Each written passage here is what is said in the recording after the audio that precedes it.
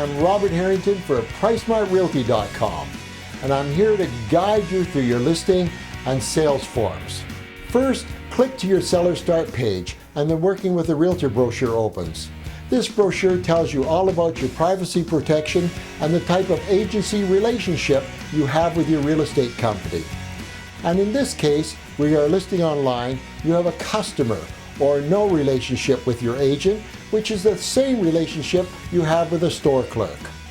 Notice too, when the brochure opens, the yellow icons that explain complicated real estate terms in simple English, replacing the real estate listing agent. Next, click to your List and Sell page and click open your MLS contract. Enter your present address, and below that, the address of the home you're selling, and the length or term of time you're listing for, and the minimum is always 90 days. And very important, put in the dollar amount of the price you're asking for your home on the line just below. And look carefully now at the top of the second page. This is where you enter in the amount of commission you agree to pay to an agent who brings you a buyer for your home. And again, we don't mind paying the traditional percentage rate to an agent that brings us a buyer. And the third page, that's very straightforward and simply details our services.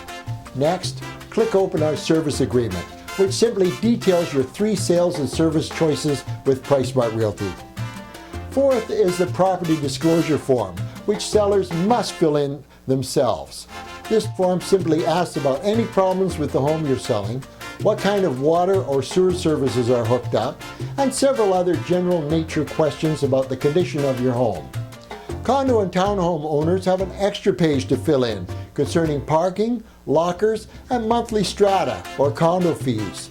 The property disclosure form is kept by you and supplied to your buyer when you have an accepted offer on your home. Next up is your 5-page data input form, and this one will take you the most time to fill in, because it asks the most detail about the size and structure of your home, and this is the main information page that the MLS uses to create your MLS ad. On the first line of the first page, put in today's date, or the date that you filled in on the multiple listing contract. And note that only the black boxes need to be filled in or checked off, and the black ovals only need to be done where required. And note the lower right-hand side of this page. This is where you enter in your floor and lot area of the home you are selling.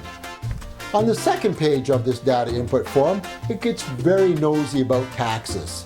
And note where it asks for additional utility charges not included in your regular property taxes. So check to make sure if your city sends you a separate yearly utility bill for these services. And as you can see, the page carries on looking for the type of zoning of your home, the amount of parking, and what your home is made of.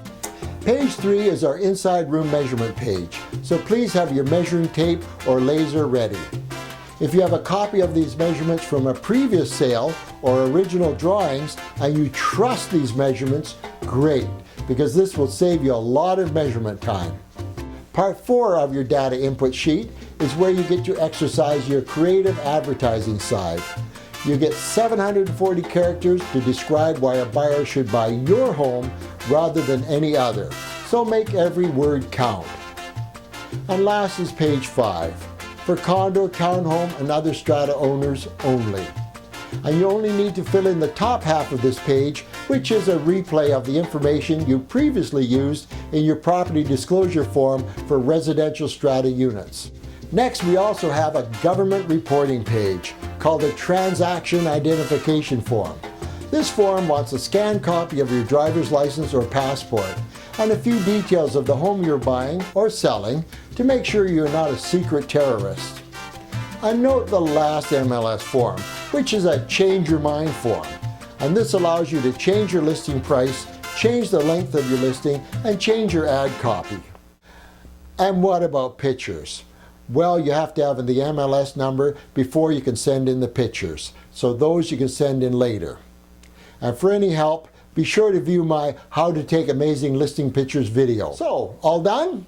Then next, simply attach your listing forms to an email and send them into PriceSmartRealty.com, where you buy better and sell smarter.